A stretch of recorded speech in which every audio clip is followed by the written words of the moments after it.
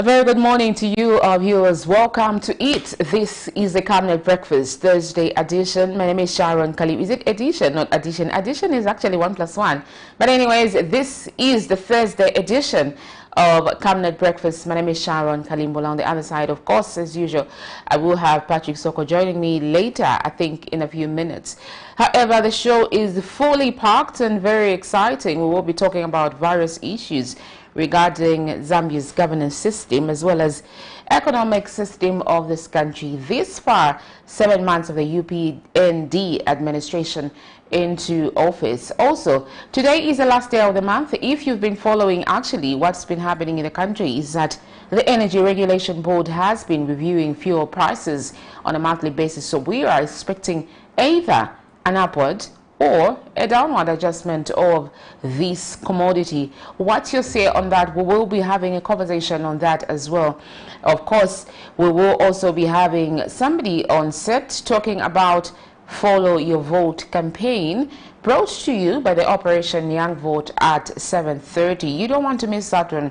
Follow up those conversations. Of course, we will be zooming into some of the stories that made headlines, and you too out there can be able to call in and send your messages via our socials so that we can get interactive on issues that are affecting you in your various localities. For now, though, let's go straight into Morning Boost, and thereafter we will look at the health corner and the money markets. Good morning.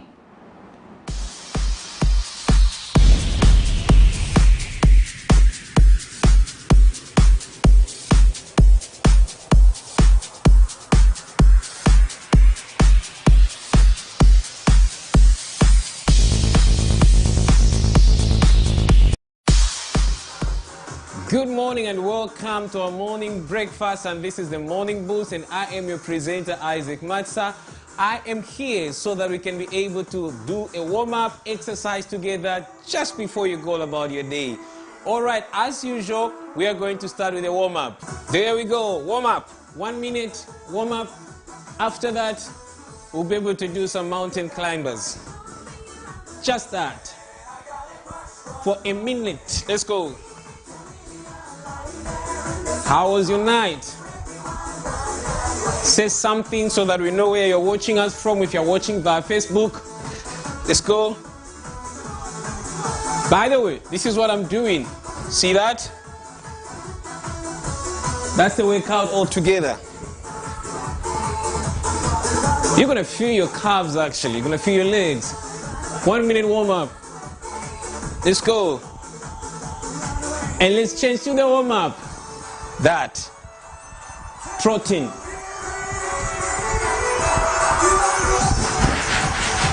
Go. Go. Go. Down with the warm up. Getting into a wake up now. Let's go. Faster. Faster. Let's go.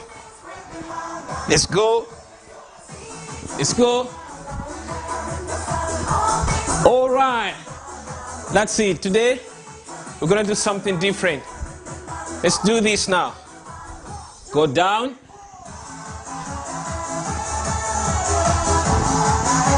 Lay flat. It's a 3-minute workout. Bring in your leg out, in, out. Okay? In, out, in, out. That's the workout you're going to do now. So you come here, go down, body posture like that. Let's go. 1, 2. Let's work on the tummy. 3, 4, 5, 6, 7, 8, 9, 10. That's the first 10. So I'm going to do another 10. Let's go. Same thing. Down, straight up, go. 1, 2, 3, 4, 5, 6, 7, 8. If you're doing it correctly, you're going to feel your arms. 10. Okay. So that's 20. I have 2 more sets. Remember, just 5 minutes every morning. That's all you need. Okay, 3rd set, let's go. 1, 2, 3. You should feel your arms. 4, and the belly. 5, 6, 7, 8, 9, 10. Okay, so that's my 3rd set. I'm gonna do the 4th one now. So that's gonna be 40. So I'm working on the tummy, also strengthening my arms. Let's go, last 10. Let's go. 1, 2, 3, 4, 5, 6, 7, 8, 9, 10, 40. So I've worked on my triceps and biceps, burning fat on the arms and the tummy as well. Okay, so the same workout. This time I'm gonna do it faster. Remember, it's a 3 minutes workout. Okay, so I'm good. 1 minute now. Let's go. 1, 2, 3, 4, 5, 6, 7, 8, 9, 10. All right, let's cool down. So try that. After you come back home, try to do those workouts. And they're going to work out for you perfectly. So this is very good for you every time you do that. So let's do now cooling down now. Easy. Easy. You've done the workout already. Easy. Thank you so much. This is Isaac Matsa, and I'm going to see you again. Stay blessed and stay fit. Thank you. Of course, is it Isaac Matsa there giving us his run for 5 minutes, hoping that you out there at home or wherever you are, at least even just shake a bit, even in the car, you know, people are already on the road, we understand that fact. But this is just a reminder that you don't have to wait for 7 hours to do that boost. At least you can even do it before you freshen up for work. Exactly. Yeah, an interesting exercise that I've learned to follow of late. Though I don't agree with you, you know that, and that's the more reason why you're smiling. But like I always say, it's a story for another day. but I'm being sincere. I've been working on that workout for a while now, and the routine, I'm getting the routines correct. I do it. We do it as a family. It's on Saturday. Entanglement with Mr. Matsa. That's an interesting segment, Sharon, there to help us reflect on how we need to always exercise to keep ourselves fit. You know, physical fitness is important towards avoiding certain ailments such as diabetes, heart disease, among other non-communicable diseases. So it is important that you exercise amidst your busy schedule. There are measures you can do, that a simple exercise that you can do, just like Mr. Matsa usually show us to say, okay, you don't have to be you don't need to run long kilometers, even 5 minutes drill at the comfort of your home. Obviously, he tries to make it very comfortable that you can do it from home. You don't necessarily need to go to the gym, because we understand that some localities really don't have these facilities nearby. Then maybe you may not even have resources to buy those equipments used in the gym at home. So with or without equipment, you can do that 5 minutes workout and kick your day, start your day on a very healthy note. And just now, before we move away from the health related issues, let's look at the health corner, brought to you by the Medical Women Association of Zambia. I think today Dr. Walika is excited because I've mentioned it correctly. Medical Women Association of Zambia. Exactly, exactly. Let's look at this.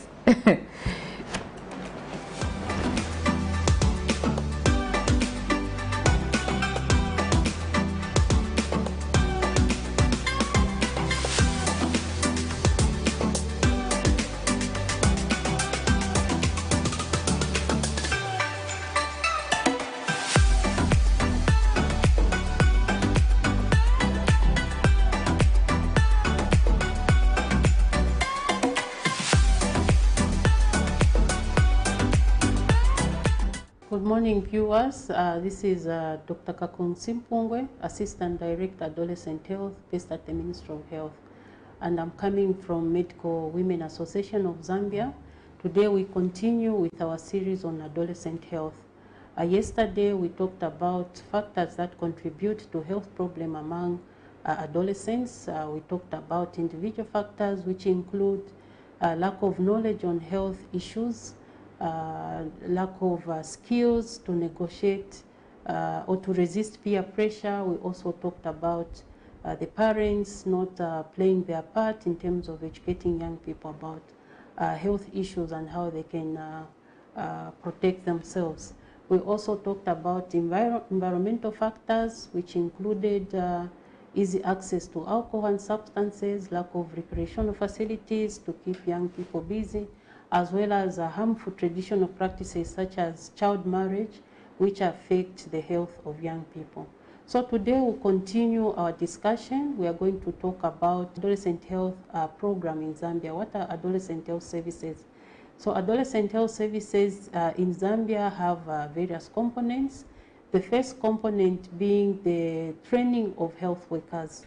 All of us maybe are hearing about adolescent health for the first time, so we need to just remind ourselves, who is this adolescent? So as a Ministry of Health, we've embarked on a program to train, to teach health workers, nurses, doctors, clinical officers on who an adolescent is, what is happening in the mind of this young person, what health problems do they face, what is contributing to their sickness, and how can we come in as health workers. So we are training health workers to provide services that respond to the needs of adolescents. So remember, we talked about issues to do with HIV, to do with teenage pregnancy. So the services we provide include those to do with HIV testing, introducing those who are HIV positive on antiretroviral drugs. Then those who have sexually transmitted infections, we treat, we provide information. Those requiring reproductive health services, we also do that. Then we also work with peer educators. These are adolescents who are volunteers and have partnered with health facilities to serve as entry points. As peers, they provide health information to their colleagues. So you find that in some facilities, there are places or spaces that we call adolescent health spaces. So these are designated rooms where these peer educators or trained adolescents are stationed. When their colleagues come to a health facility, they obtain information from their colleagues on various health topics. So this is what we call peer education in the adolescent health space. Then we also have made an effort to develop information materials on various health topics. The same programs we talked about, what is HIV, so there are some materials that the Ministry of Health, working together with partners, has developed just to increase the knowledge levels among adolescents on what HIV is, what family planning is, how does one fall pregnant, how do you abstain. So all that information has been developed. We have translated the same materials, we've developed them in English, and have managed to translate some in local language as well as in sign language. We are not just using paper or hard copies to disseminate our information. We are also using other platforms. We have programs on television, we have programs on radio, and also on social media, just to ensure that we reach young people with health information so that they can make informed decisions. So we continue working with young people as well. So they've helped us to design some of these programs I talked about. Some of the programs are actually led by young people on radio and television. So these are some of the services that we are providing as a ministry. Again, we are focusing on training health workers so that they provide health services that respond to the needs of young people. And we are also working with peer educators who are trained adolescents and help to health educate their peers on various health issues. And we also have developed materials in English, local and sign languages so that young people are enlightened on various health issues. And we use different platforms, including television, radio, and social media to reach young people with health information. So this is what we've covered today, and thank you so much for your listening. Stay tuned and continue watching Camnet TV. Thank you.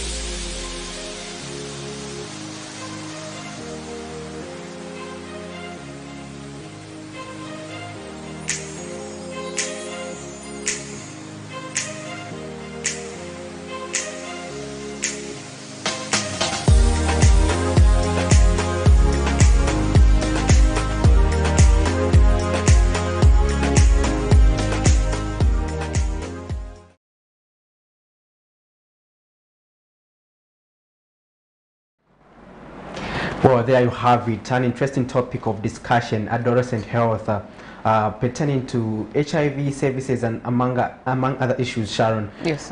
This is an important component, especially when we talk about HIV and AIDS, because adolescents, most of the programs that were developed in the past especially, they were neglected. They didn't take into account the needs of young people, because young people need special attention compared to the rest of the population. So adolescent health services has been able to improve over time, but we still have issues in some certain quotas, whereas this service is not usually readily available, and sometimes young people tend to shun health facilities because sometimes they go and meet older people, and when sometimes they're inquiring on some services, they are usually turned away, or they are made discriminated exactly, like akakamwana skamvela. Yes, kamwana akafuna ma contraceptives, exactly, those things. Akakamwana akafuna matani, you know, things like that. But I mean, these are things that services that have been put up in order to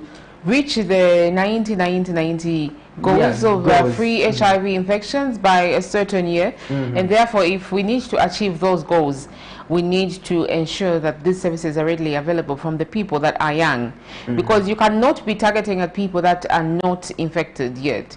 So you're looking at a population that is at risk, so that you curb it from that angle. By the time they're reaching at a certain age, the adults and stuff, you won't have the issues to do with HIV. Obviously, 1 or 2 cases, but they will be reduced drastically, and we'll be moving in the right direction towards achieving that goal. But yes, like you have mentioned, we've got a number of health personnel that are not youth friendly.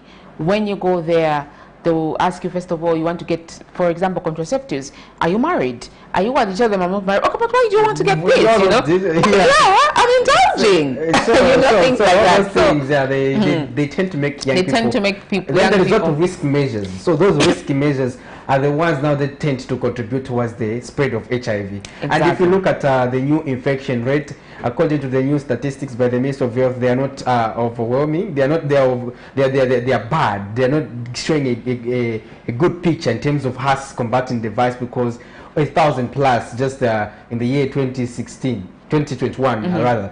And now we're talking about 2022. This is the time when we've been facing the COVID-19 pandemic. So while we've been facing the COVID pandemic, we've also been having challenges in terms of responding to other diseases, and HIV is one of such diseases that have been affected badly, Sharon. So as a country, we need to ensure that we strengthen this adolescent health response to ensure that young people are well taken care of. It is no wonder we also talk about comprehensive sexuality education to ensure that young people are prepared and are empowered with the right information so that they can be in a position to know the right interventions to take in an event they find themselves in a certain circumstance that may compel them to be subjected to risk behavior that may see them getting infected with HIV. If we are going to talk about ending AIDS under the various targets, the 90-90, 95-95, and overall the target is 100-100. But if we are going to achieve that goal by 2030, such interventions have to be put in place to ensure that young people are protected, because they represent the future. If we are going to have a generation that is free from HIV, we need to ensure that young people are mostly targeted. Indeed, Patrick. Maybe one of the other great suggestions that I would put forth is, in these offices where adolescents are supposed to get the services, put youths. Yeah, and then the doctors are supposed to put that, say they're empowering young people to talk to their fellow young people. Because they'll understand, they'll be very comfortable to walk in an office and have an honest conversation, because that way they will not be judged. Because, you know, life is changing. The way our parents were being raised is different from now. And so it's very difficult for them to actually adjust to the now world. It's almost impossible, you know. So they'll say, no, when we were growing up, we're not doing this. But life has changed. We need to adapt to the current standard and look at how best we can reach a consolidation, a consensus, and just move forward. But anyways, those are some of the discussions that we may continue to talk about either on our social media platforms. For now, let's look at the money markets. Well, the US dollar is buying at 17 kwacha 86 ngwe and selling at 18 kwacha 21 ngwe, and the euro is buying at 18 kwacha 89 ngwe and selling at 19 kwacha 26 ngwe. The South African rand is buying at 1 kwacha 23 ngwe and selling at 1 kwacha 26 ngwe, and the Greater British pound is buying at 23 kwacha 49 ngwe and selling at 23 kwacha 96 ngwe. Those are your money market. Yes, as of today, the last day of March 31st, 2022, and our kwacha is trading like that against other major convertibles. Exactly. And Patrick, I mentioned earlier when I was opening the show to say today we're anticipating either an upward or a downward adjustment of fuel, and we're hoping that it doesn't happen in the night, because sometimes ERB can be funny, you know. They release this information at 20 hours so that people are sleeping, and then by the time they are waking up tomorrow morning, the fuel pump prices will have adjusted. To minimize the talk on this subject. Exactly. The statement is likely to come around 17. Yeah, and 18. Then people will start queuing up on these gas stations. People queue up, people I think others I think we have been issue, but now but then I don't know how that works though, because I mean, even if you buy a full tank, eventually it will deplete. It will. Okay, so let's just zoom into two stories that made headlines yesterday. On the other side, we will be joined by Mr. Edwin Zulu, coming through a segment that is brought to you, like I mentioned, by the Operation Young Vote. We are tracking the campaign promises that the UPND administration had put forth before the elections through a program known as Know Your Vote campaign. Basically, by Follow Your Vote, Follow Your Vote campaign. So let's look at these two stories. On the other side, we will have Mr. Edwin Zulu on set to help us discuss one or two things. So we'll zoom in the story on vendors complaining that the high cost of living is really affecting them, and the other one we talk about CDF, which has been displaced for the first quarter. Indeed.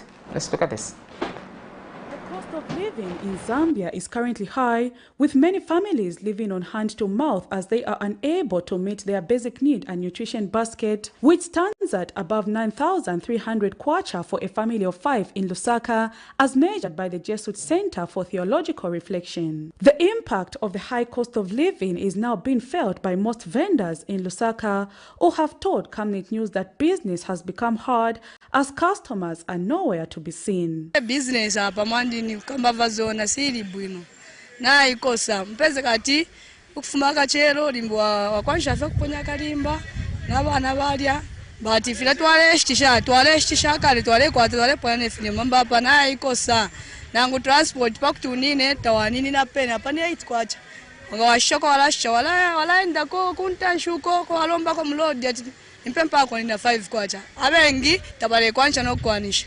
Aledia kama ubunga na wona udula. Kungande milire. Awe mwandini kwena tule waya business na issue pafe sana fe mwandini. Makamaka kuma transport ifi ne babikire mitengo kuma basi kanshiringiri ne tulenda fe na molu. Ukumulandu wako batingana funyapo ya kuti nkwerere. Twala ali enshikungani.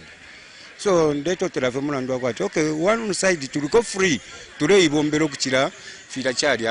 And while the new administration is thriving at bringing sanity in the central business by trying to remove street vendors from the streets, the vendors feel doing so will affect their only sources of income, considering that their businesses are mobile.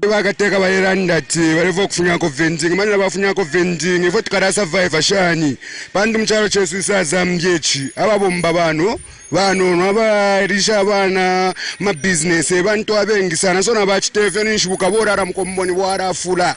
The traders have since appealed to the government to consider adding them to the list of those who will be empowered so that they can start up better businesses. Visiting before my vote, so it can Peter wa PND dambo sta understand voice vanemfona kuti mistoko help support. Manje after tawapasa ma vote mane wanaendea na manje even one day kupokutandalirako. Before bagabo pit when the potenga uko ku meeting as ba my youth fafana man nowadays so on a couple one or budget amene bapanga kapena ba tiganzira ko nshi ba zesta chebe mushi tandiza mu street tulechura mu street mwatpera kwendalama amakapto even empowerment yarishibi kwa mwatandiza twali vote ifu tampera ma vote mwatwafa ko nafo mu street munevo tulechura nefi. Songa mwaiza mwabule ndalama mwapera kwa abantu mu street bonza baleshungaika nishi mwatandiza abantu nafutali kwa tavana. With the Zambian kwacha now trading around 18 kwacha per $1 United States dollar and proposed hike in fuel price due to the war between Russia and Ukraine, many small businesses will greatly be impacted if the Zambian government does not work at lowering the cost of living.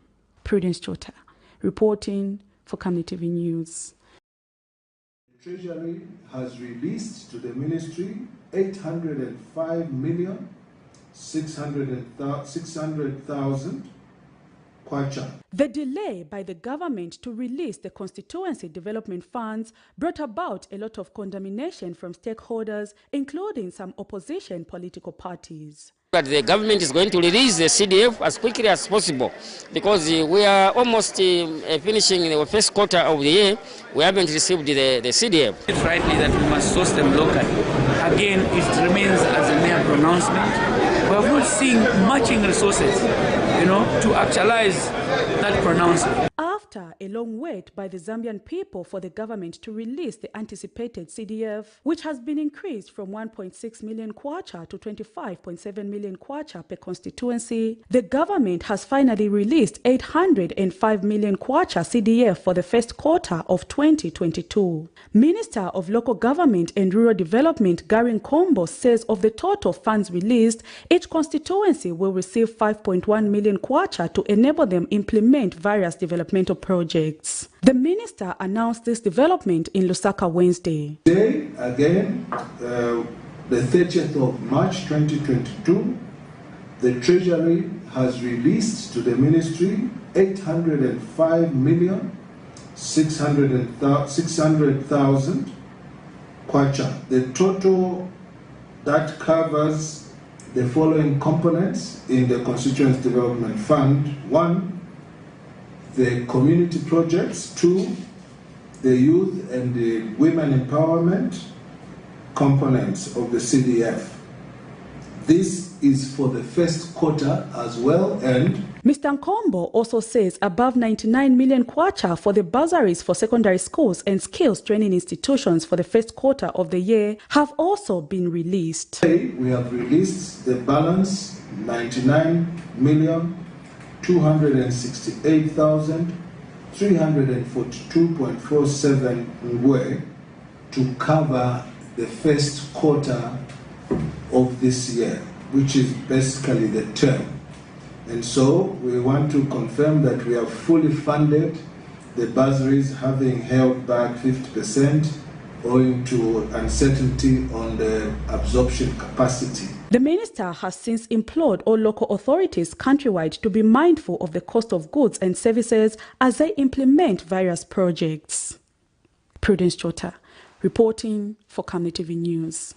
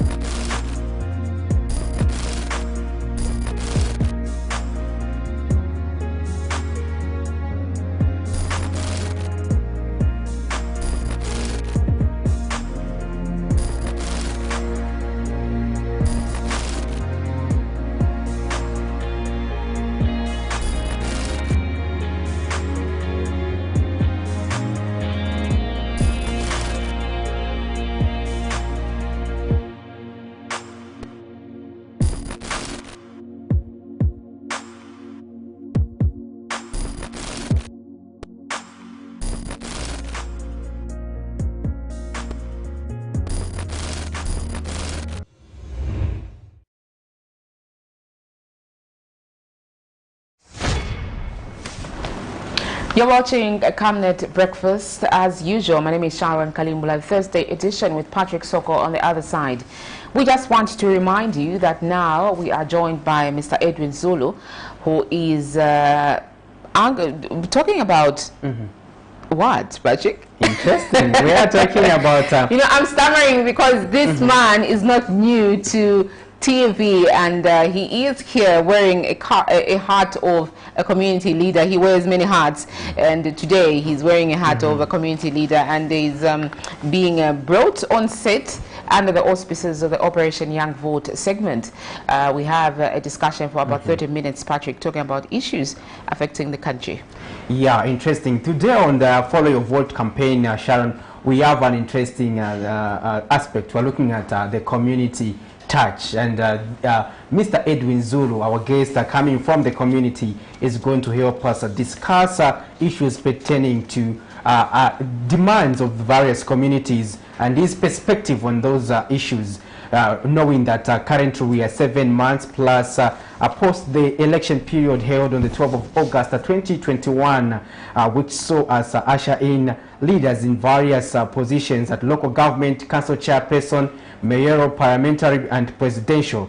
The election attracted massive numbers of voters, mainly the youth and first-time voters.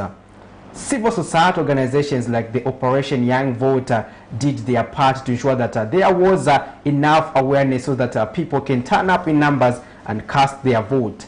As Indeed, we already know, the voter turnout was massive. Yes. And now Operation Young Vote has been implementing such programs with the support from the European Union, with various donors included in that campaign. The campaign was first dubbed My Vote, Your Vote, Our Voice, Our Victory. The Triple V campaign, Sharon, and this was actually helping people in terms of acquiring analyses, validating their details, making sure that they also turn up on the actual day of voting. And this same program has actually emanated into the campaign the Operation Young Vote is calling follow your vote, meaning that you have to now hold the leaders accountable for the promises they made in terms of ensuring that they are fulfilled. That is why it is dubbed Follow Your Vote. Mr. Edwin Zulu, welcome to the program, and we hope we are going to have a fruitful discussion. Thank you so much. The pleasure is mine. I'm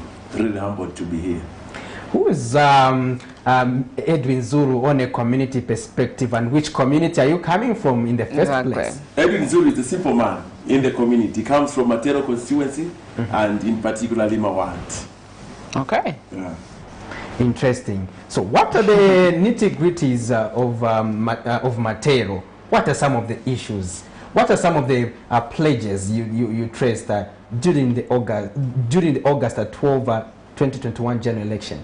Okay, 2021 August elections, people were expecting and letting their MPs, their councillors, their mayors to know that they've a lot of problems, huge issues to deal with: sanitation, water problems, garbage collection, and also roads construction, and also empowerment of the youths, like job creation and many other things.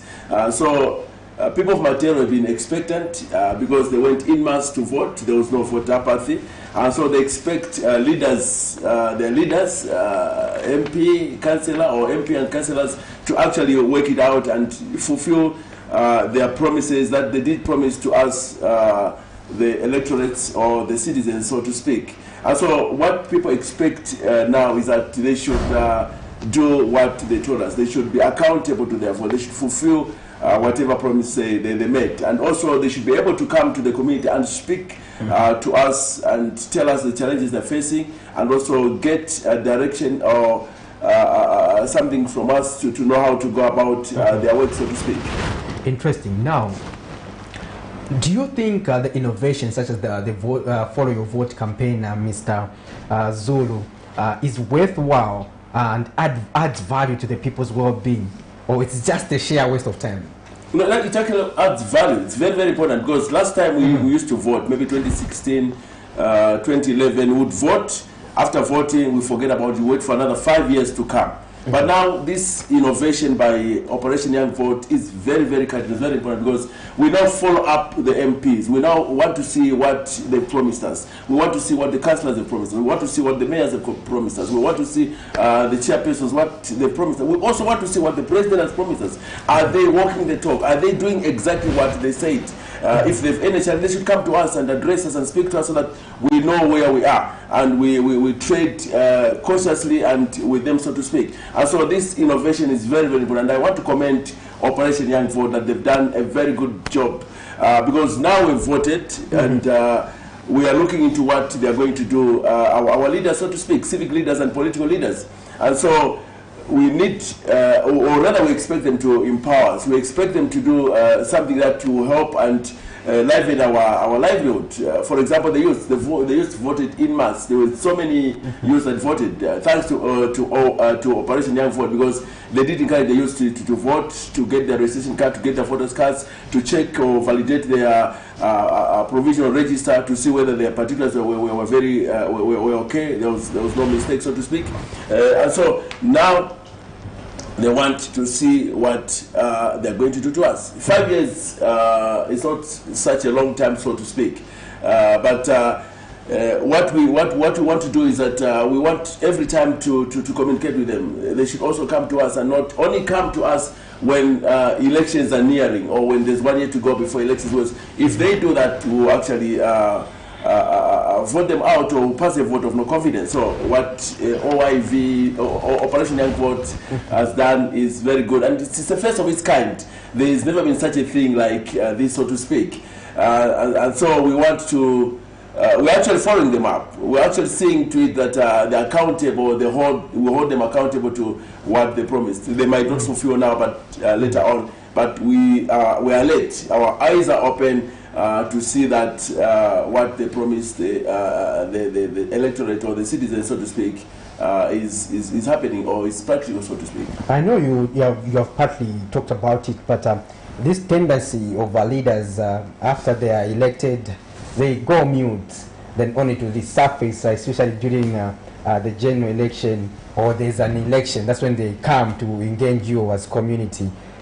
What is your take on that trend, and how can we ensure that we stay away from such tendencies? It's about culture. It's very moral. It is very wrong. I want to give you an example. I stood myself in 1996 as an independent candidate in Matero. And before that, the masses, the electorate told me that, sir, we cannot vote for you until you give us something. You give us carpenter, you give us t-shirts, you give us shitenge material and some money. And because we know that when you go to parliament or you go to the council chamber, you will not come back until after 5 years.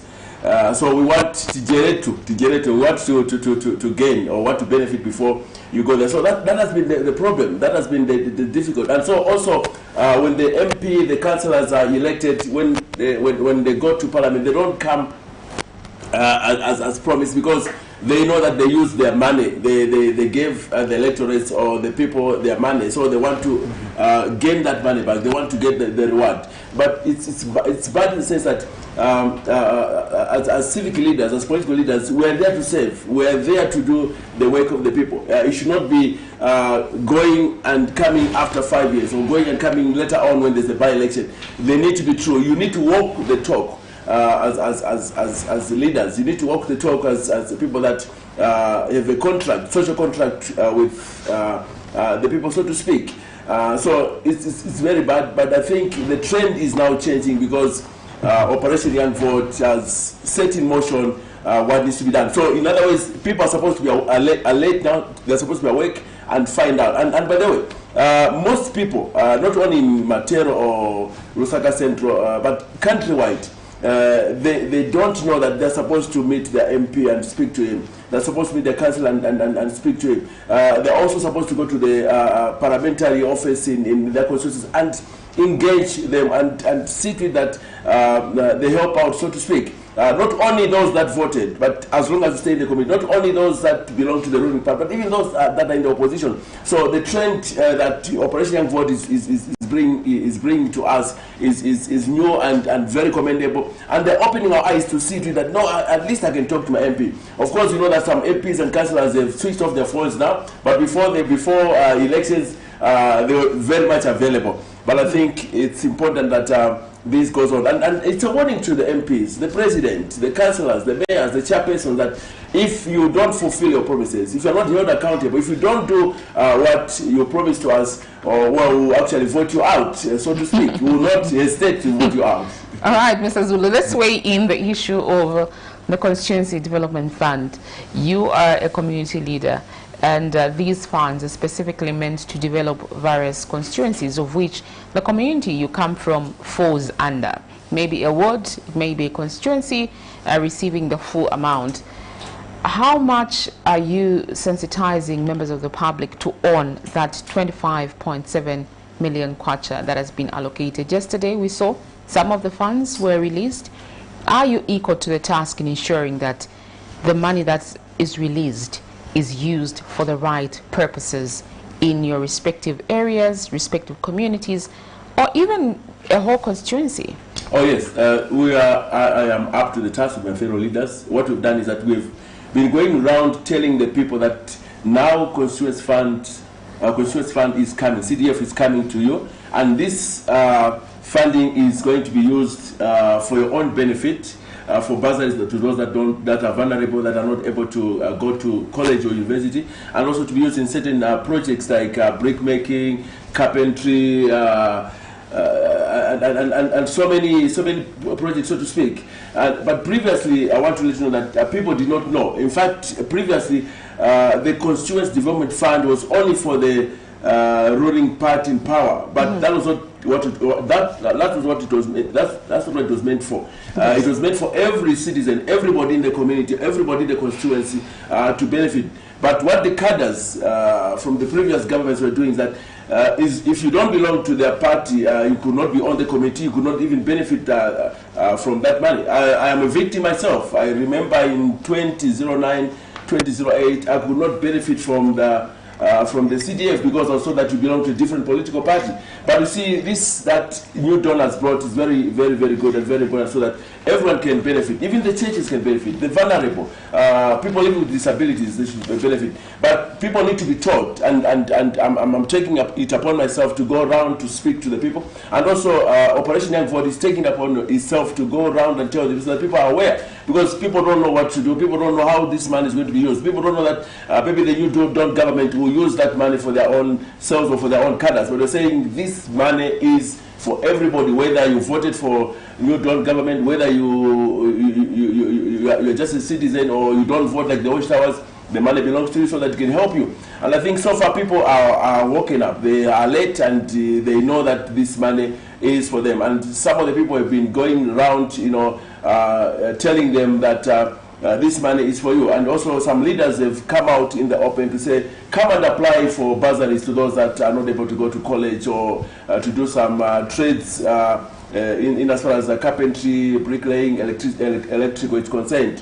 The money is yours, the money is free. But I think I want to mention countrywide that the most important thing is that if this money is going to be disbursed transparently, and well, the committees that are formed must, or cooperatives that are formed must come from different backgrounds. You must have people from the church, you must have people from political parties, you must have people from the community or people living with disability, so that there's a fair share, and even when the policies or when the meetings are held, things go well and smoothly and accordingly, as opposed to having the party cadres or the party members enjoying that money and for their own benefit. Because remember, when this money is disbursed fairly, it means the community will benefit. The community will be able to up their standard of living, and they will do very well, and also poverty will be alleviated. So the best thing is to be fair and to empower everybody, regardless of the political phase, regardless of the religious phase. I think this can help a lot. But also there should be discipline or accountability, so that if people don't do accordingly, those that have been charged with the responsibility of disbursing that fund must be disciplined and must be jailed, so to speak, if they corrupt and accrue money not in the right way, so to speak. Holding an administration or leaders accountable requires people to have the right information. So far, this is the second batch of the funds being released. They stand to be corrected. Was the first batch that was released used for the right purposes, or by then you didn't even know what you were supposed to follow up in your area? Money now is being dispersed. I think that's the first batch that has been dispersed so far to that I've heard about. This 600,000. I've not heard of any other monies that have been dispersed. Just okay. But I think in my community, I think it's being used for the right things. There's one thing that my wife talked to me about, that she's organizing the women to get this money through cooperatives so that they can rear chickens, rear goats, and do all sorts of businesses or projects that will help them. And also, because she's in the community, she also spoke to me that there are monies that are going to help, like I've already said, going to help the students that are not able, especially in colleges, so that they can be given bursaries to help them learn well without any difficulty. Because previously, people were not able to go to college. You could have 6 points or 10 points, or not able to go to college because there was no funding from their parents. There was no money from the parents. So they kept on in the community and just began to drink, prostitute, and do all sorts of criminal activities. So I think the money is going to be used rightly. I haven't seen the money myself. I haven't gotten about the disbursement yet. But I think in material constituency it's been done very, very well, because my wife has reported to me over that. And I think she's also in one of the cooperatives that is going to be given money as women to use it for their empowerment, so to speak. And she's been encouraging a lot of women to join this cooperative, so to speak. You have a good ally. Your wife reported. Good ally. Yes, she's a very good lady for me. Yeah. Now, Mr. Zulu, do you think the strategies such as the innovative communique to follow under the Follow Your Voter campaign of the local community demand accountability and advocacy tool would be effective, or in terms of you holding the leaders accountable? Oh yes, very true. Like I've already said, what Operation Young Vote has done, they've awoken us, they've revived us to see what needs to be done. Previously we were ignorant, we didn't know that our MP is supposed to do this, our councillor is supposed to do this. We just voted for them and forgot about them, and also waited for another 5 years. Maybe because they gave us something to enjoy ourselves whilst preparing for elections. But this innovation or this thing that has come up will help us to hold them accountable, to know what to do. Remember, Operation Young Vote did actually encourage the many youths to actually vote, get registration cards, get voters cards, check also their provisional register to see if their names were done correctly. And so they have a duty to actually help out and see to it that these things are done accordingly, and their MP, councillor, chairperson is actually working accordingly. And so I say that the most important thing is to actually sit them down, engage with them, don't fear them, talk to them. They are your leaders, they are your people, and they are representing you, because we cannot all from Lima Ward or Matero Conference go to Parliament or go to the council chamber. So we empowered, or we trusted these people to help us. So I think this project is okay, but it's also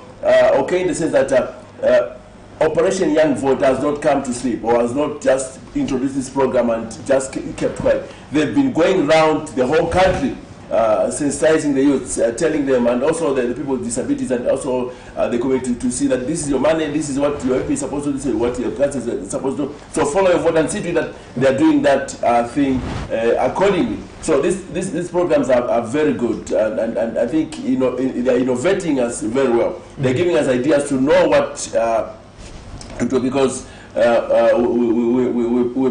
voted and we have the right to vote, and because of the right to vote, we need to see to it that some of the things, or all the things are done. For example, freedom of expression, freedom of movement, freedom of association, assembly, so to speak, and also to see to it that countrywide, this piece, countrywide things are done in tandem, or things are done accordingly, because of the political leaders that we put in power. And that's why I said earlier on that if they have a challenge, if they have problems and difficulties, they need to come to us, they need to engage with us, they need to speak to us, so that we can understand them. If they don't do that, if they don't walk the talk, maybe come 2026 you will not vote for them, or we check them out, so to speak, because they need to tell us what is their problems, what they're facing, and also we need to engage them, and also to tell them what we want them to do, so to speak. 7 months down the line of the UPND administration driving the wheels of this economy, how would you describe their progress with regards to developing the country, keeping their campaign promises, at least one or two? Okay. One thing that I'm very happy about UPND, the New Dawn government, is that they've put out cadreism. If there's cadreism, it's up to minimal levels, not so much. But when it comes to standard of living, is very difficult.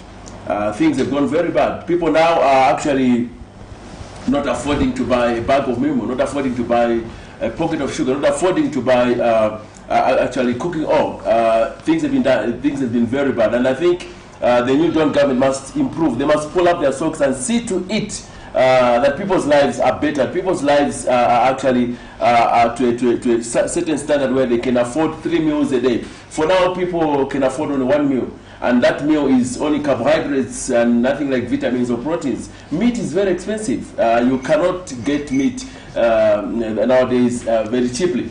So these are basic things that people need to eat, and they need to be cheap. So if these things are expensive, it's very difficult for people's lives to be improved. It's very difficult for people's lives to well up. So I want to employ my young brother, President Hakainde Hichilema, to see to it that these things are done accordingly. Because if people go on an empty stomach, if people travel in buses that are expensive because of fuel prices, it won't go well, and it won't be good, because then what you're expecting, what you promised, has not come to pass. And I think a New Dawn government must pull its socks, because people out there are really, not just in material concerns, but all over. People are suffering. People are complaining a lot, day and night. In fact, when I was coming to this TV station, people are complaining a lot in the meantime that where are we going? Things are hard.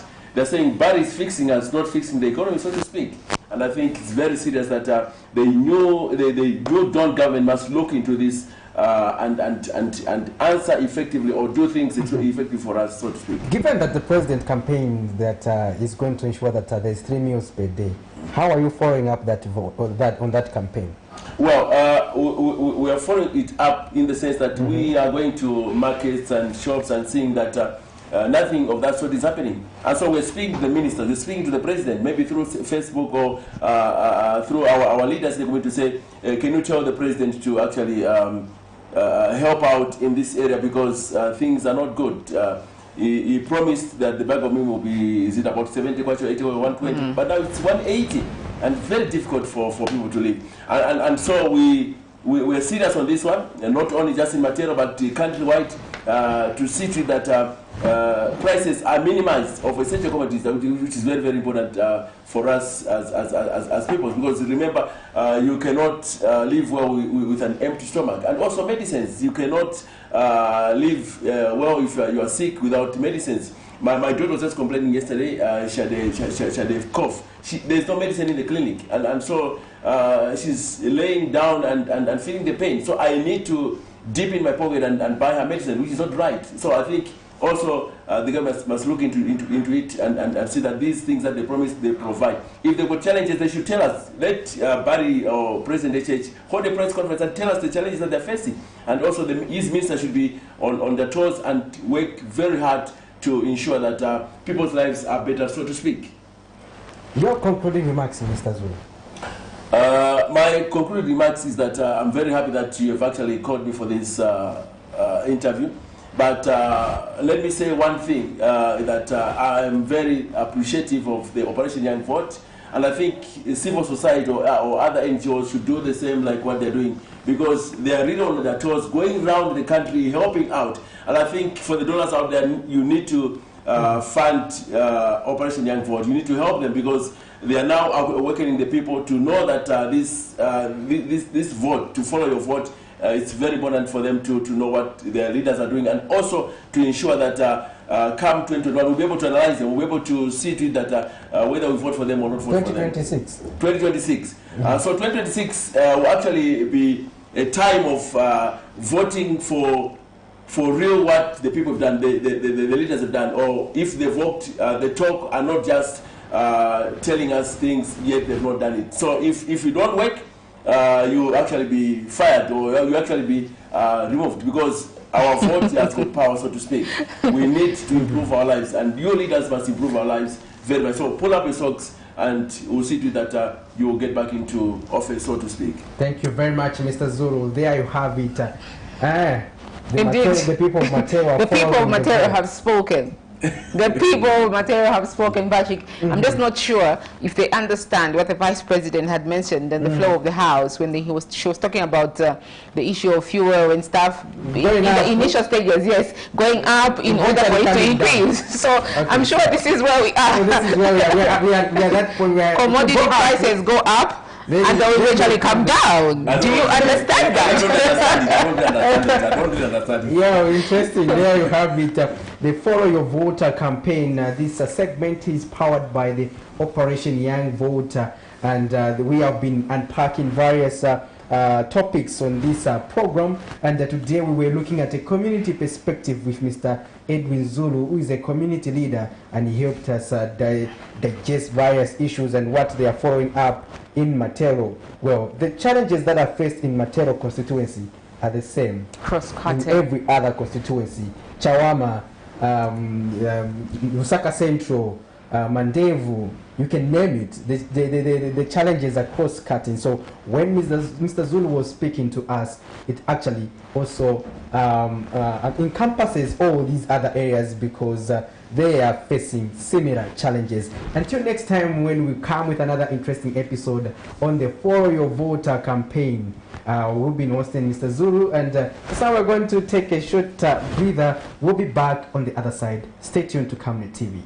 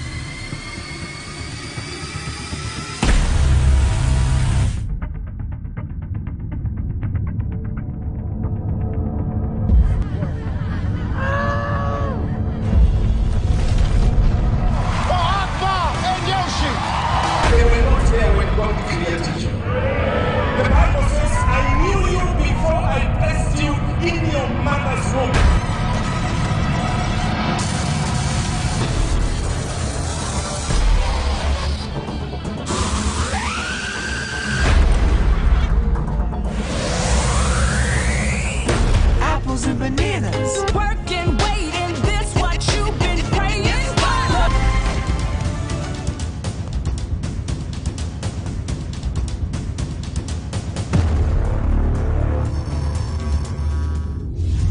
Camnet TV is becoming big and better. You can now watch Camnet TV wherever you are around the world, simply by downloading the Camnet TV app.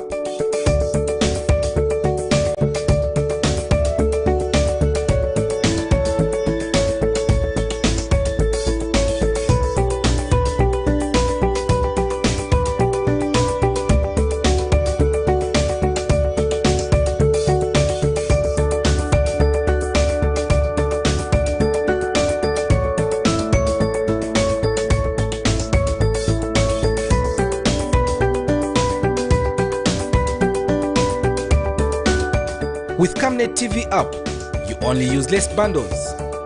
Camnet TV, not just another channel.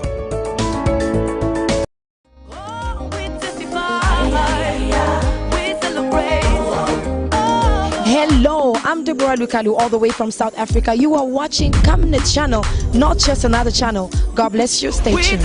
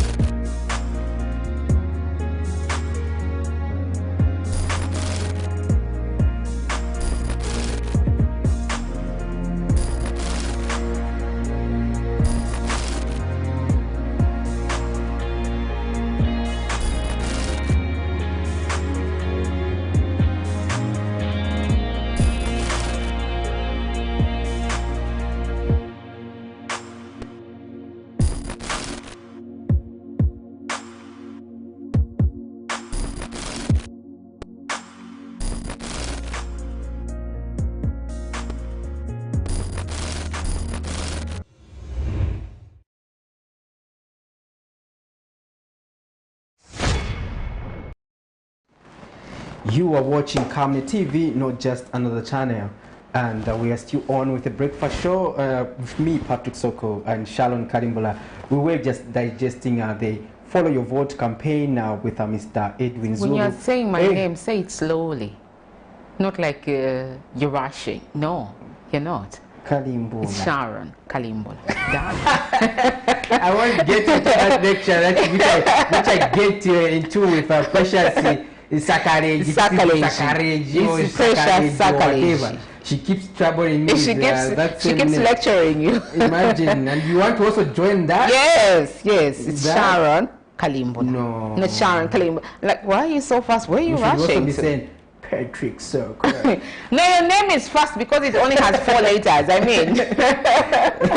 Interesting. Yeah. What we'll be talking about now, I want to interact with our viewers now. What are we looking at?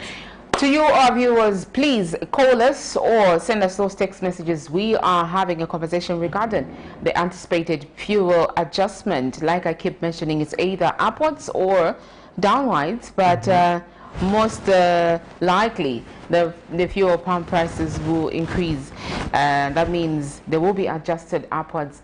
Obviously, today being the last day of the month, the Energy Regulation Board is busy trying to put figures together, 2 and 2, to see if at all they can add or subtract. You may just be shocked.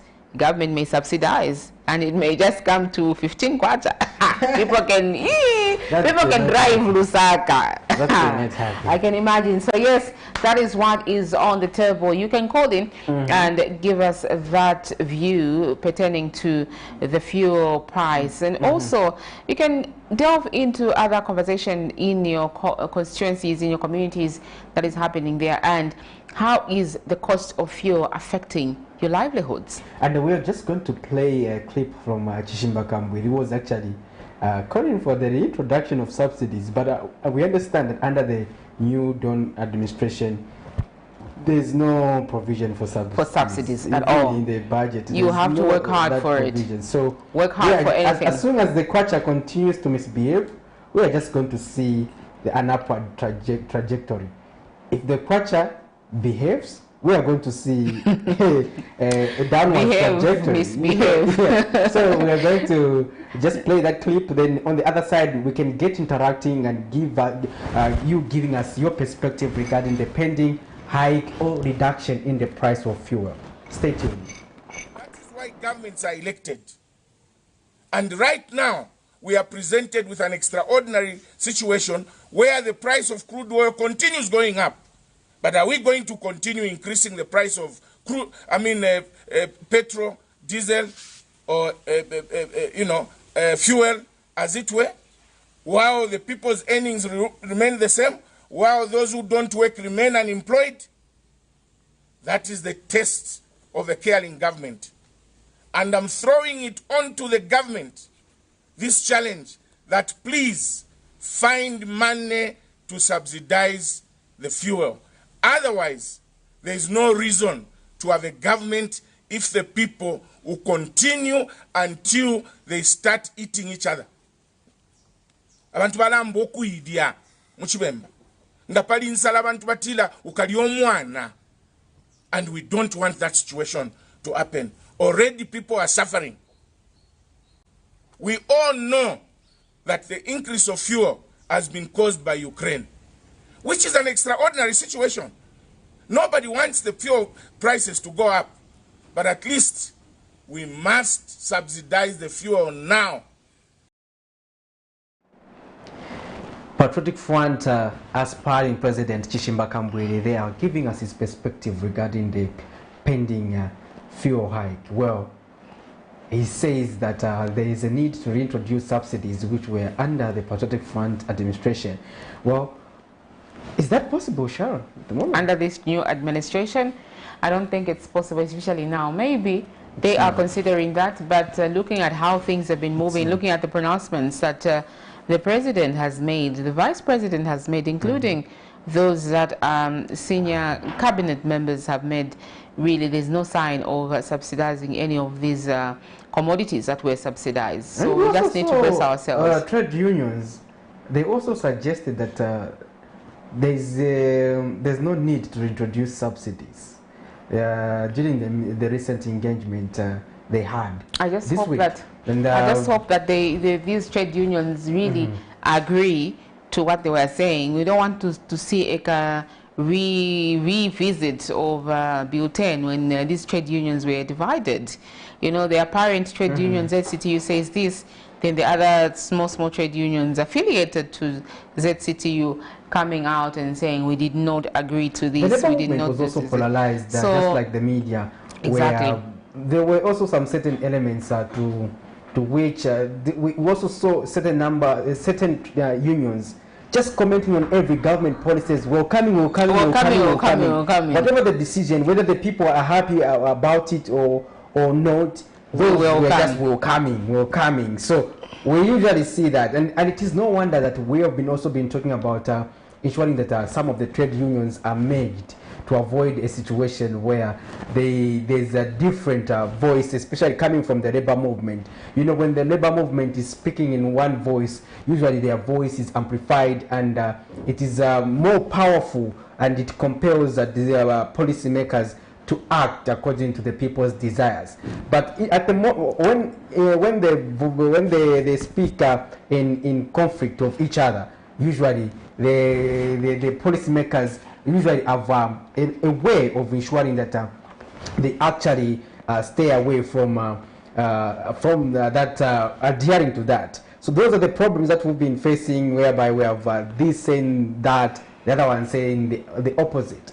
So we need to ensure that we speak in one voice, especially when it comes to advocacy as the labor movement. We just hope that this time around, under the UPND administration, there will be no such things. Indeed. But the pending fuel hike is likely to also push a lot of things upwards. Yes, because at the moment, during owing to the previous increment, we also saw that most of commodities showed up. Yes, and especially cooking oil. There's so many videos. I don't know if you've seen them. I wish we could play some of the videos here, where these husbands are now putting cooking oil in a locker. You know, I think measuring before the wife starts cooking. The husband needs to measure how much oil to pour on the pan.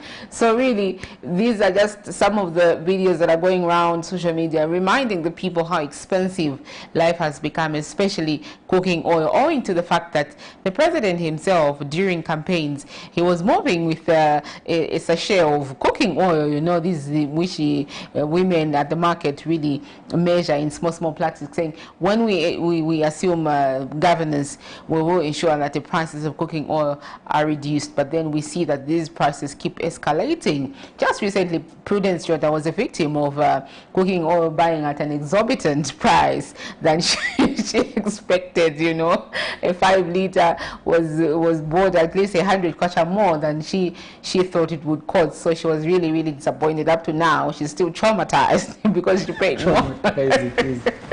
She paid more. She was traumatized. So really, these are things that people keep reminding themselves. Obviously, others say people are still in honeymoon. I think I was listening to DP President the other time, Harry Kalab, I think it was yesterday, was appearing on one of the radio stations where he said, you know, things are really bad, but we've got other people that are still in the honeymoon period because the situation they were in was so bad, such that this situation, bad as it may be, they don't see it. You know, according to him, he called it the honeymoon stage, where everything is all good, but he hopes that eventually people will see this administration for what it is, according to him, that is. So basically, for me, I think we are still monitoring how things are, and this administration is saying, we found the economy in a mess, and we are trying to fix things here and there. So all these glitches are part of the cleaning process. Eventually we will settle and things will be as we promised. So yes, we are following these promises, and you two out there from the comfort of your home, office, or anywhere, you can call in and send those text messages regarding the anticipated fuel price hike by evening today. Interesting, because when we talk about subsidies, even when the PF came into government, they equally did the same. They removed some of the subsidies, they started on minimum, and we saw that that also tended to push the cost of minimum upwards. And it is the same when the UPND took over office. They took over office on also ventured on an IMF program. So what this means is that that program also comes with conditions. Among the conditions is to also curtail subsidies, reduce subsidies.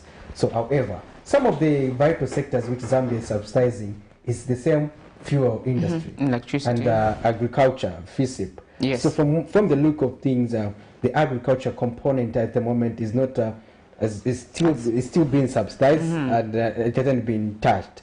But on the fuel aspect, there will be no subsidies. This means that, according to the government, they are trying to free up some resources that can go into other ventures, so that they can facilitate development, facilitate the free education policy, provide other amenities such as access to clean drinking water, according to the United Party for National Development Administration. Well, they also made us aware that it wasn't going to be an easy ride. No. But the vice president was in parliament, also indicated that the prices are going to, or especially of fuel, are going to go up in order for them to come down. But whether that is also it took into account the aspect of the war in Ukraine, that I doubt, because during that time we're just talking about us removing subsidies and probably shocks that can come with the kwacha depreciation. Those were among the factors that were going to affect the price of fuel. But now we are going to have the prices of fuel affected by the international marketing oil market price, on the international market, it will also be affected locally by the performance of the local economy in terms of how the kwacha is performing. As long as if the kwacha is not going to be competitive against the US dollar, it means that they will continue to purchase oil at exorbitant price, and we will be exporting more dollars also in terms of purchasing fuel. And that will also depend on how, as a country, we put in place cushion measures such as ensuring that our local production or manufacturing sector is able to generate enough revenue that would enable us to export. It is no wonder, I think, the Ministry of Agriculture said there will be no export bans in the agriculture sector. For now, we need to make sure that whatever we can export is exported so that we can also generate a little bit of dollars. As long as we're not going to be generating dollars, our trade balance is going to be in the negative. So at the moment, we also have to continue to push for trade surplus so that our balance sheet can be worth enough to be able to help us stabilize our local currency. If our currency is strengthened by us maximizing exports, then that will help us achieve stability as a country. And for now, I can assure you that up to the end of this year, it is not going to be an easy ride. No, so we know what we need to also do is tighten our belts as usual, but we don't understand the way that leaders are equally tightening their belts because we understand that their earnings or their salaries are tight. They remain constant. Their earnings remain constant amidst these challenges. But whereas workers in this country continue to earn minimal salaries below the threshold of the cost the of food living. basket. Yeah, according to the BNB, which is at 9,000. So even civil servants like teachers, for instance, they're still affected. I have doubt most of them are also in the category where they are not meeting the BNB threshold. So now, how will we manage to meet that BNB threshold? It should be our target as a country, not just talking on the others on the high cost of living. If our people's salaries or earnings are boosted, when these adjustments are being made, they are able to cope.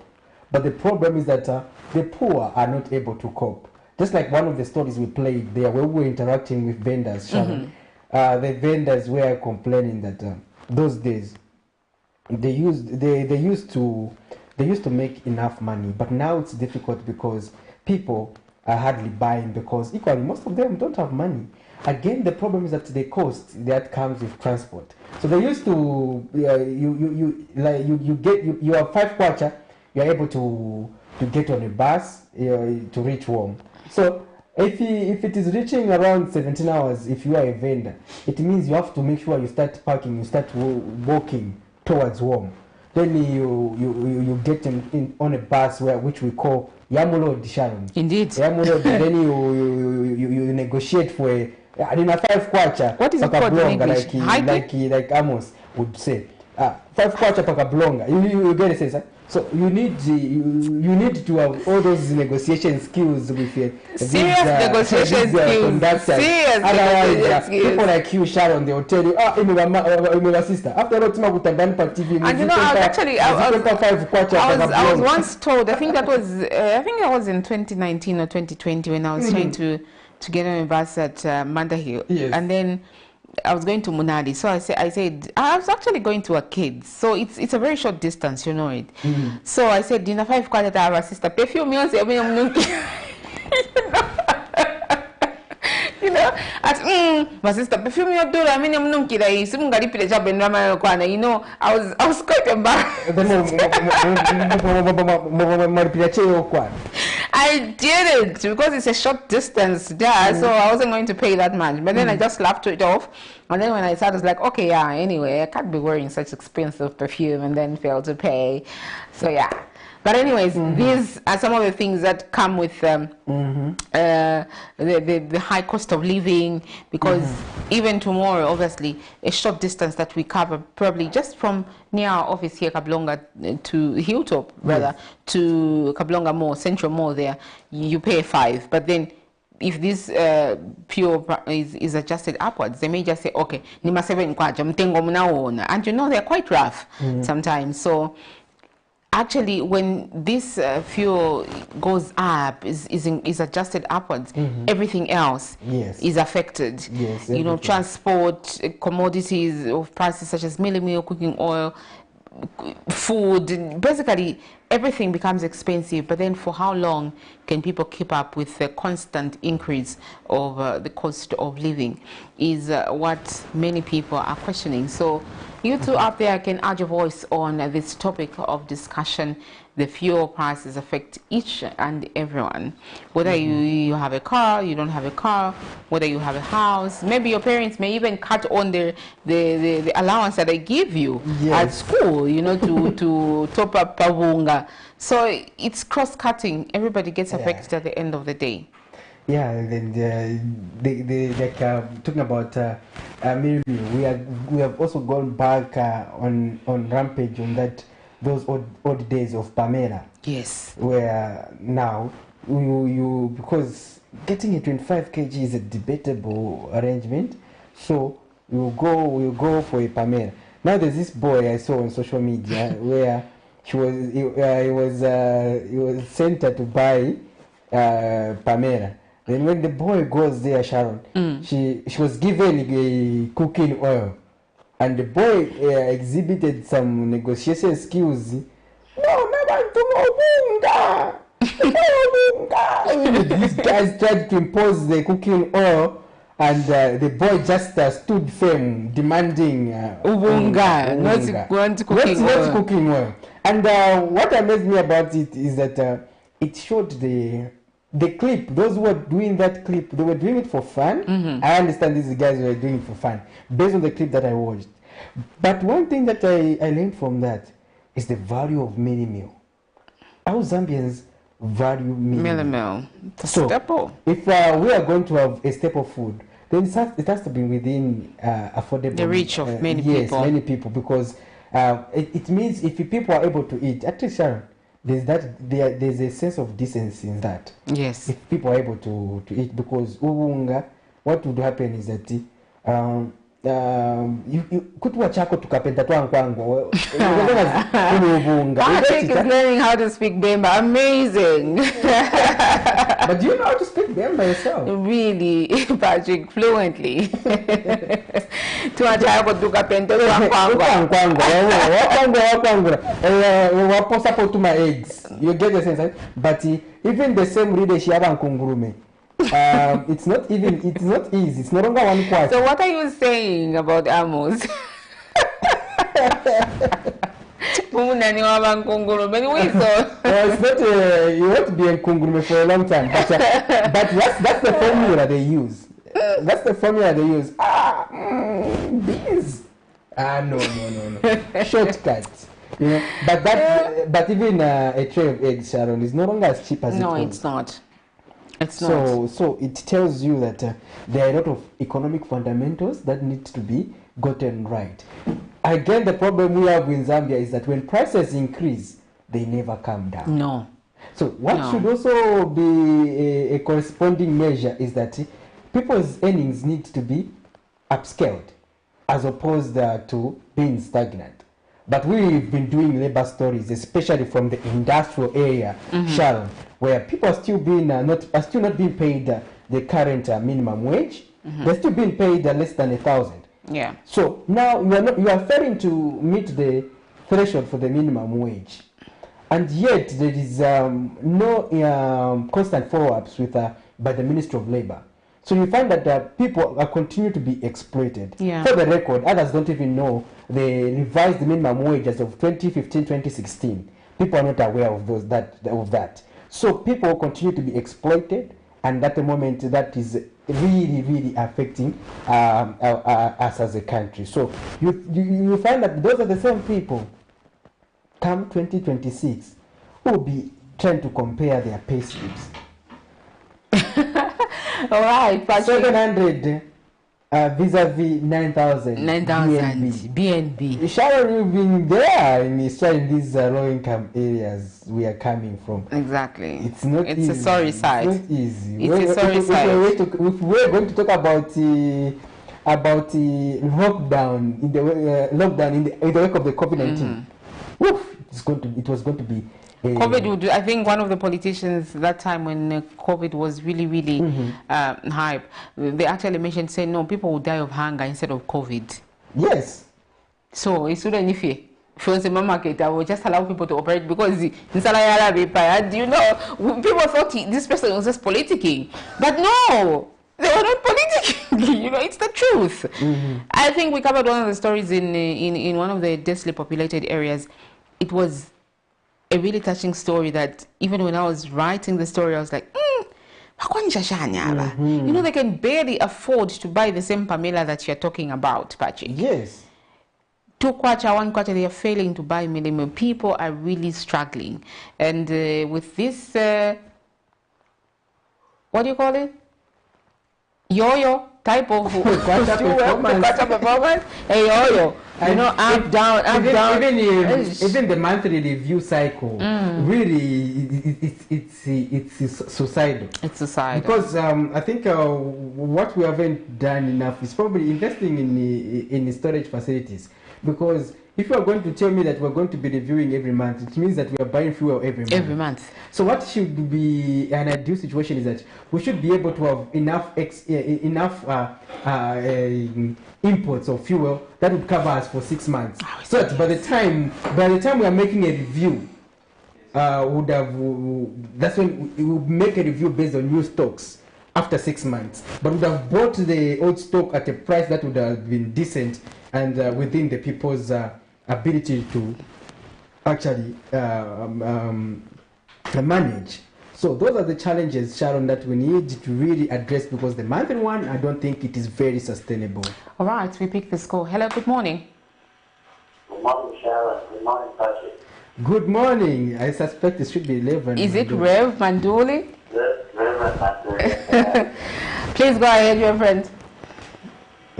Yes, although the line is not very clear, I hope you can. We can get you clearly, so just go ahead. Thank you so much. Please permit me or indulge me to just say something about the topic of discussion that I was really passionate and I wanted to contribute, but I didn't have the opportunity regarding the issue of the Minister of Information. Is this spokesperson Sabo Kawama? Yes, that's true that we have. Yes. If you already have a problem with some of these issues that are very, very important and very, very dangerous. The president saw that I think I saw, I don't know whether it was a CPA, and then followed up with the visit by Kawani. Those are good efforts that are being made. But they do not speak to the issues as they prevail on the ground. Sharon and Patrick, if you go to those health institutions, and for me, I felt like those officials, whether it was like doctors from UCS, the pharmacists from Malaysia, whether they are presenting issues now that you know they are funding now that is funding Prima. Yes. And I think there's another fund that they mentioned, and so they're able to outsource, you know, these medications. I think that's what they were saying. Yes. That they're able to supplement using, you know, other resources. They're not entirely depending on Lambda for the stock. When you go to those pharmacies, you as an ordinary person, you're presented with a prescription from the doctor. You'll be told stories at the pharmacy. That's what is presented on the ground.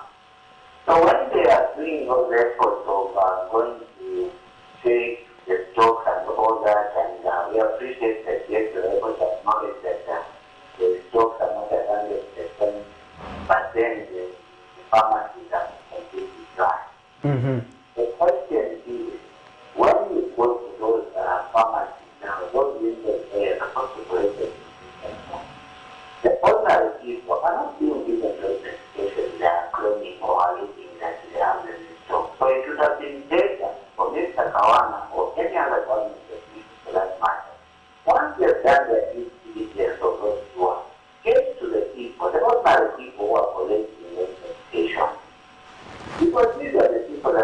service. It's not those farmers who are making those statements. It's the ordinary people, you and me, the motivated, complete, Pajama, and all these people. They are the ones that are the stated. I think there's a story carried out by Camnet, who I think I did before I landed, where a lady was denied medication at the same farmer. Then President Kanawawai began for it. It is such kind of thing. So for me, the issue of this, they should have also given an opportunity to the ordinary people who are in those hospitals to also give their point of view. Because there's something big going on between what they are presenting to the officials to try and give this, picture that things are not as bad. But when you get to the ground, the recipients, the beneficiaries, are not benefiting. And also, me myself, we know that me, as much as there's been good that has been spoken about me. You'll agree with me if you have been registered. Me, I'm a registered member of NEMA. They do not give you all it's not all the drugs that have been, that you can access to the store. It's not all the drugs. So there are specific drugs that you can access to the insurance under NEMA. And there are the drugs that you cannot access. So there are these issues. So if you are just giving a boost of information like that, it's misleading, especially for our officials in government. It's important for them to take part at this time. So there are two things just mentioned. NEMA doesn't give all the drugs. If you are given a decision that certain drugs because these are not under NEMA, it's so to pass.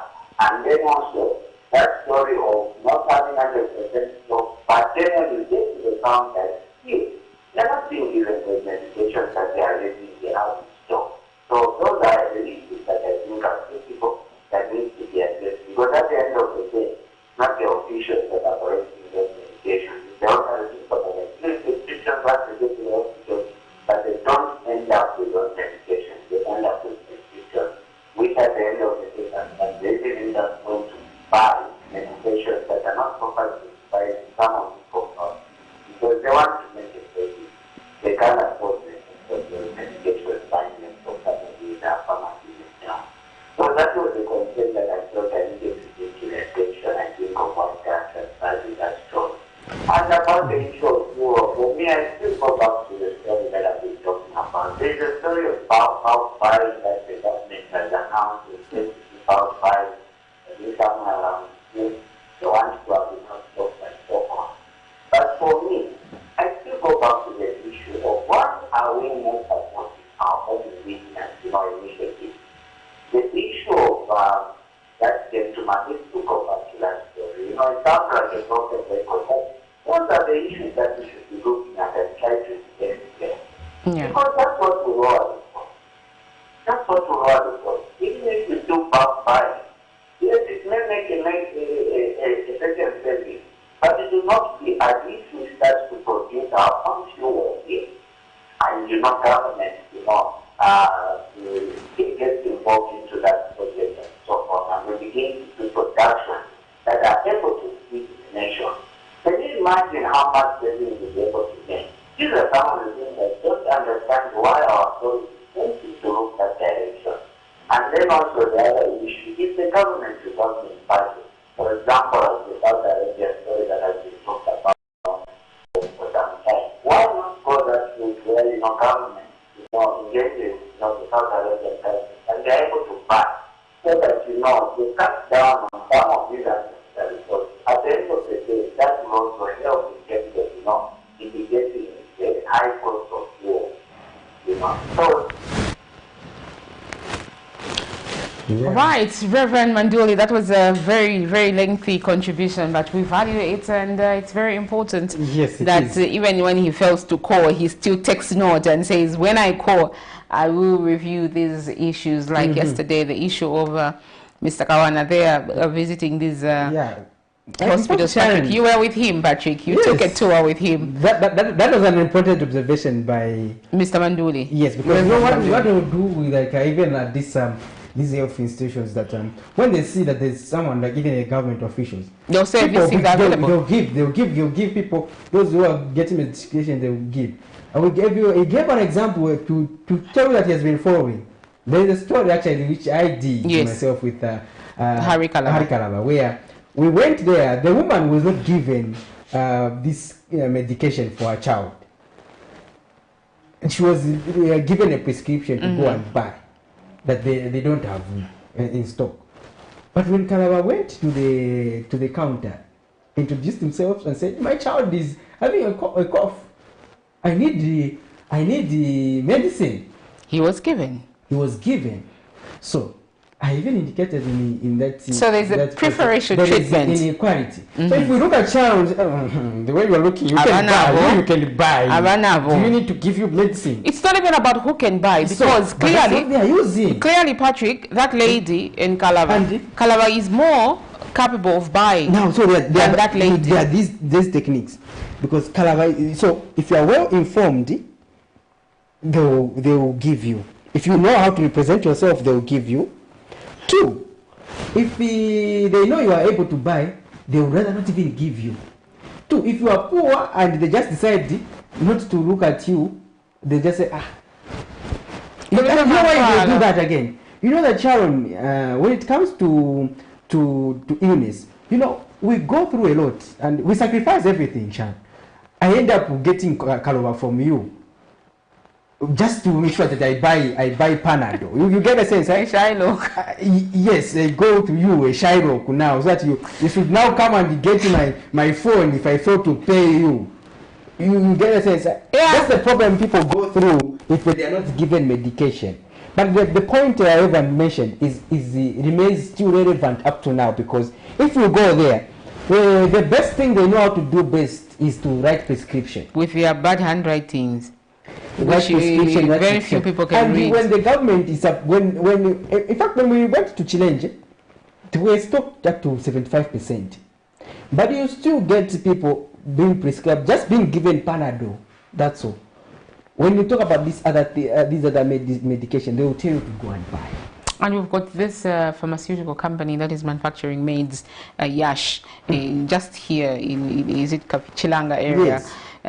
So clearly, the other time I think we also did a story where the same director spokesperson, the Ministry of Information, went to ZAMSA, where they indicated to say, we have the medicines arriving steadily, and they are going under compliance situations to ensure that what we take to various health facilities are up to standard. And most of the medicines, some of the medicines rather, we are ordering from local manufacturers, which is making it a bit easier, and with no time they had promised to say all these health facilities will be stocked with these medicines. So I'm wondering why we still have a situation of Kabiyen Mushte or something, which is unfair somehow. Hello, good morning. Hello, good morning. Good morning, thank you. Tell us your name and where you're calling us from. Hello. Please go ahead, tell us your name and where you're calling us from. I'm calling from Boston. I'm Boniface Chimungwa. Yes, Mr. Boniface. Yes. I'm glad to participate also in this program, the acting of your health. Yes.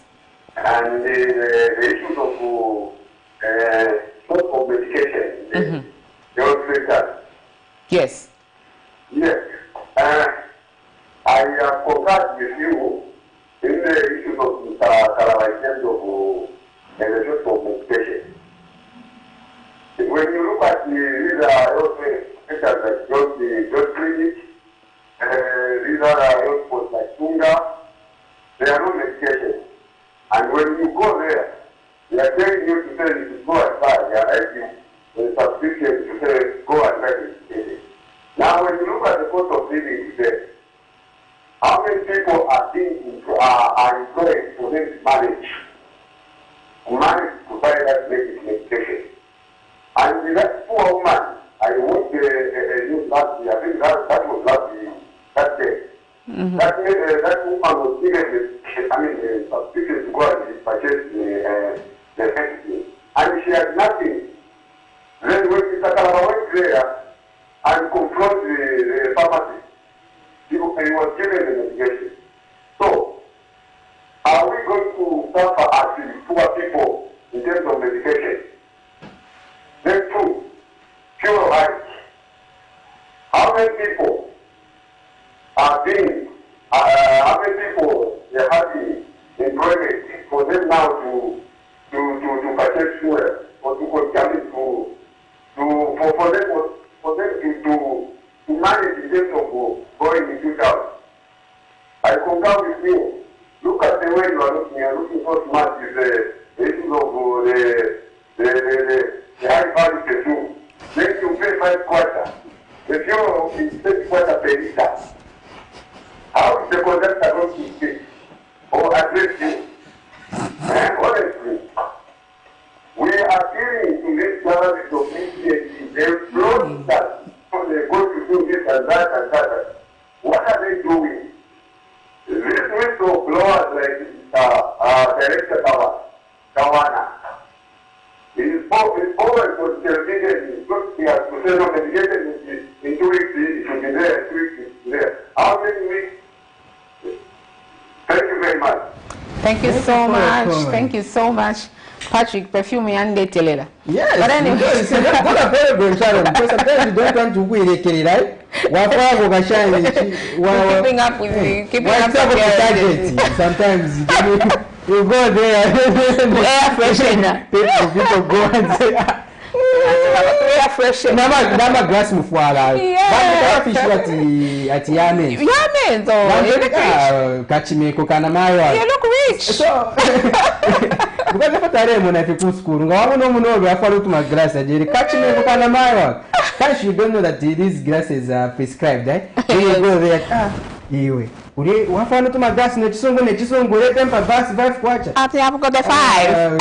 She tell them a popcorn, Maria Morelia. No, that's what they say. No, oh my goodness.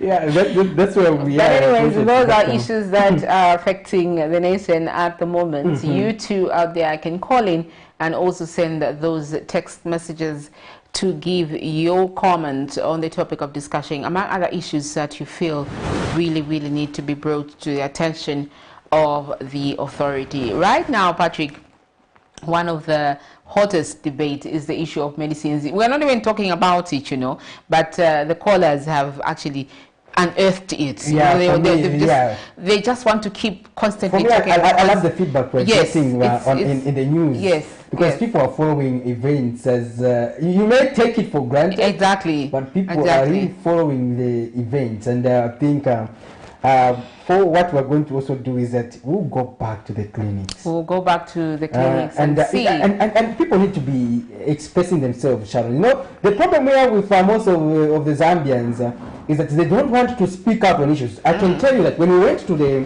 same Chilenje First Level Hospital, people were reluctant to talk to us. You had to avoiding their faces. You know what?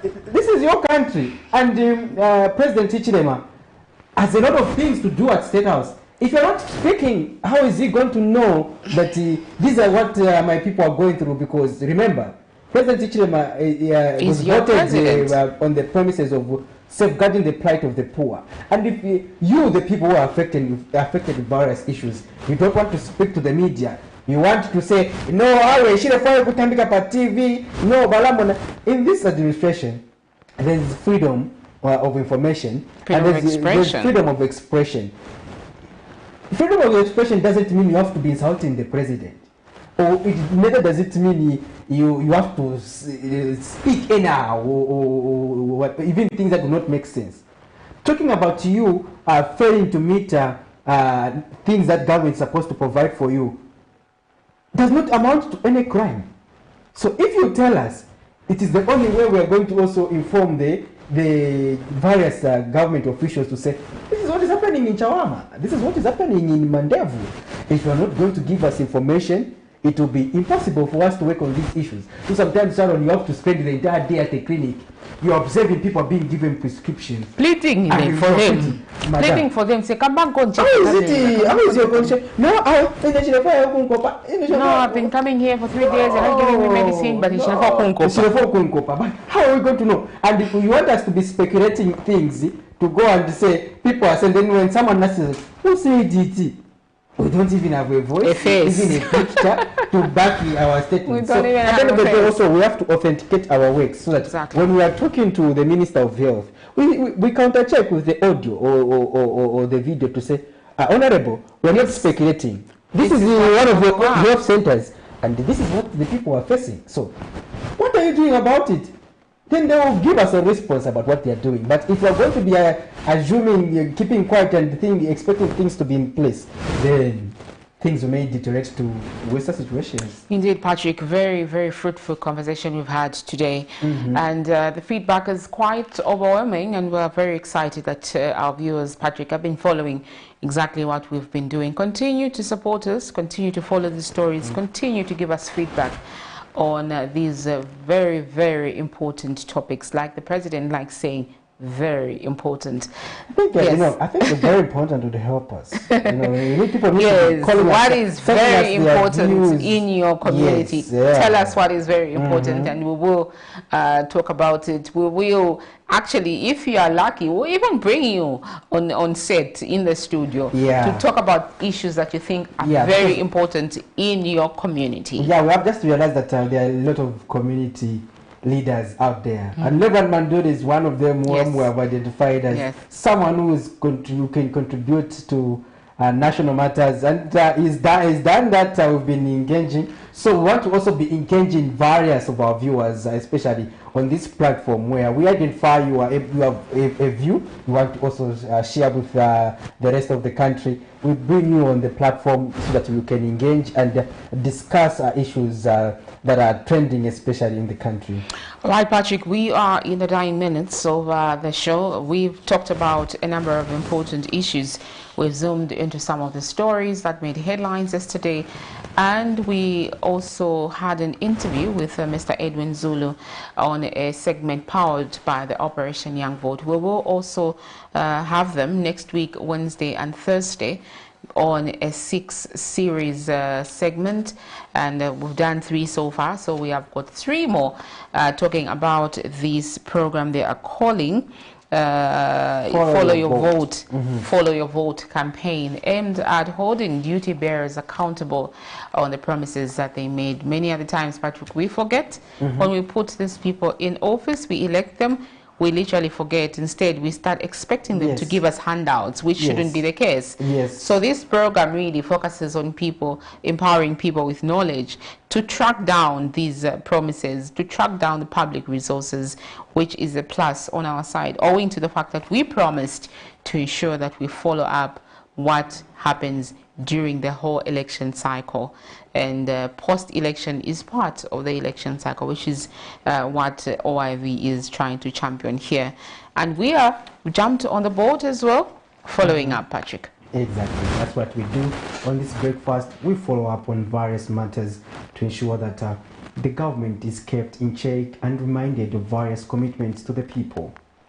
All right. Thank you so much. Join us again tomorrow with another crew, of course, Prudence and Miriam Kaimba on the business for breakfast. Good morning.